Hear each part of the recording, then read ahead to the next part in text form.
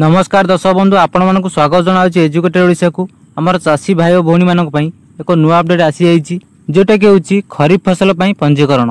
तबे तार डेट मध्ये आमर आज आसी जाइछि कालीठु आमर पंजीकरण आरंभ हो जाउछि। केमिति आपण पंजीकरण करिवे कोन सब डॉक्यूमेंट आवश्यक संपूर्ण डिटेल्स ए वीडियो जानिबा। ता पूर्व चैनल को नुआ विजिट करछुंदी चैनल को सब्सक्राइब करिया सब बेल आइकन ऑल रे सेट कर देबे। तबे आमर खरीफ फसल पई पंजीकरण बा कहबा गले धान मंडी रे जो पंजीकरण करा जाय तार डेट टी आसंता काली अर्थात 19 तारिख रु आरंभ होबाक जाउछि। तार शेष तारिख होछि हमर अगस्त 20 पर्यंत चलिबो।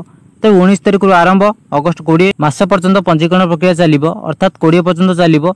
जोटी कि आपण मानकु सरकार को निर्धारित सुलभ मूल्य रे बा सरकार को अनुसार जो मूल्य निर्धारण करा हिची सेही मूल्य रे आपण धान देई परिबे।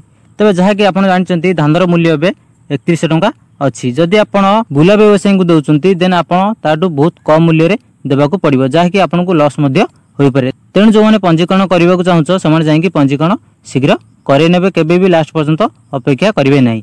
तो पंजीकरण करसला परे नवेम्बर मासरु नवेम्बर प्रथम सप्ताह रु आपनकर धान संग्रह आरंभ होई जिवो। जत्ते बेले आपनकर लिस्ट आसीबो आपण जाई सेते बेले धान नेकी देकी आसीबे।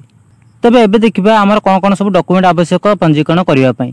तो जदि आपण मानकर निजर पट्टा अछि देन आपनकर पट्टा आवश्यक देन खंजणा दरकार जोटे कि आपण खंजणा काटुचंदी बा पावती काटुचंदी तार जेरक्स दरकार आधार कार्ड दरकार तो बैंक पासबुक दरकार एई सब आपण डॉक्यूमेंट नेकी निजर सोसाइटी ऑफिस सेठी जोडी धान दिया होची सेठी आपण जाई पंजीकरण करे नै पारिबे।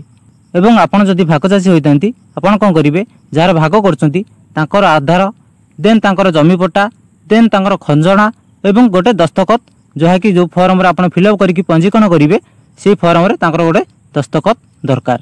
तबे यह तिला संपूर्ण अपडेट धान मंडी पंजीकरण को नेकी जार किसी डाउट अच्छी कमेंट बॉक्स रे कमेंट करिवे।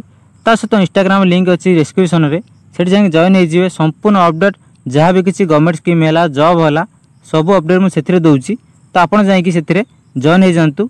एवं फेसबुक रे मध्ये लिंक अच्छी सेठी जाई जॉइन हो जिवे सेठी भी मध्ये मु अपडेट सब बेले दउची। तबे दर्शक बंधु रहिली देखा आउ के वीडियो एंड न्यू अपडेट सहित। जय जगन्नाथ।